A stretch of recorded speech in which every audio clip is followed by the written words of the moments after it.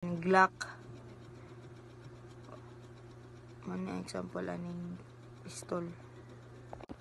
Number 2 no, mani ang revolver. So baril na may paikot-ikot na cylinder at may hiwalay na chamber sa bawat bala. Halimbawa mani ang 38 revolver, 357 Magnum or etc.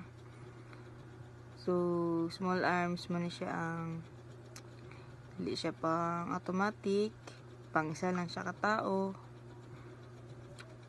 like hawak kamay or sa shoulder. Then kasama rin ang pistol at revolver na parehas uri ng handgun.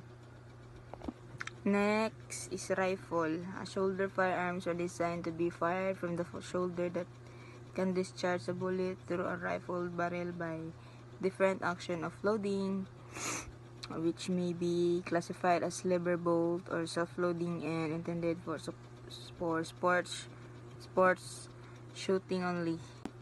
So diri sa rifle, mano siya ang baril na sinasandal sa balikat. May rifle baril, ibig sabihin may mga guhit sa loob ng tubo para paikutin ang bala. Then iba-iba nga paraan ang pagload. Na siya lever action, bolt action, self-loading. So diri sa lever action, gamit ang lever para mag-load. So diri sa bolt action, pinapaikot at inihila ang bolt. Then diri sa self-loading ay kusang naglo-load ng bala pagkatapos ng putok. So kani siya rifle para ni siya sa mga sport shooting. Ayon sa batas, dili ni siya ginagamit para sa self-defense or combat kung ikaw ay civilian. Next is shotgun, a weapon designed, made, and intended to fire a number of ball shots or single projectile through a smooth bore by the action or energy from burning gunpowder. So, ang shotgun, baril na kayang mapuputok ng maraming maliliit na bala o isang solid projectile. Ginagamit niya siya sa smooth bore. Wala ni siya guhit sa loob ng baril, unlike sa rifle. So gumagana gamit ang powder sumabog sa loob para iputok ang bala palabas. So karaniwan ginagamit ang shotgun kanang mag-hunt, sport shooting, home defense, with proper license.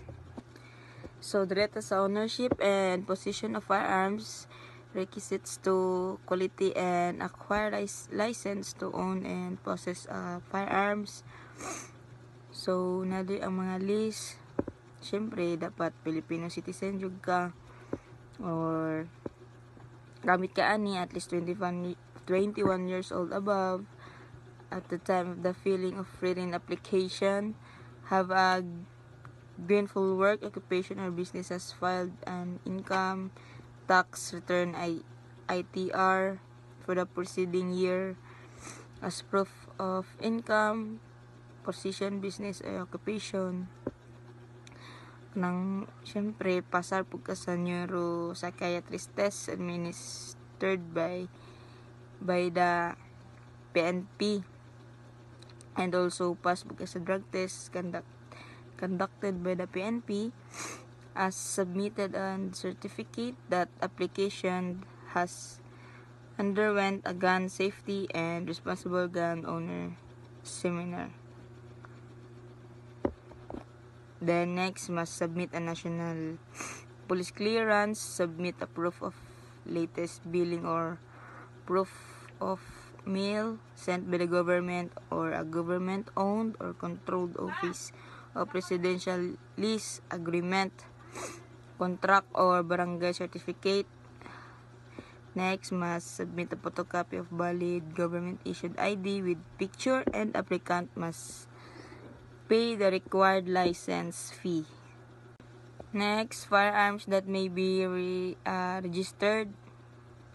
Only small arms as defined as the revised IRR be registered by licensed citizen and licensed juridical entities for ownership, possession, and concealed carry.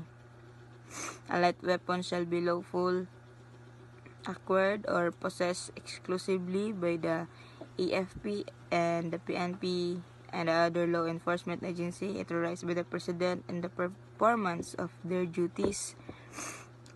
Then, private individuals who are already licensed holding for Class A light weapons as defined upon the effectivity of the revised IRR.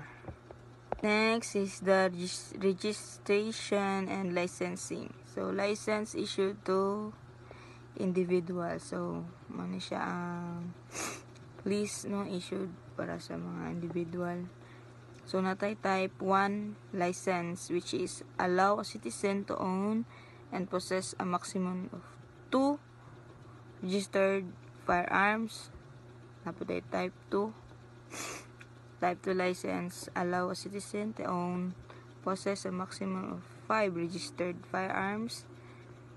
There is a type 3 license, allow a citizen to own, possess a maximum of 10 registered firearms. 4 kaya sa 15 registered firearms.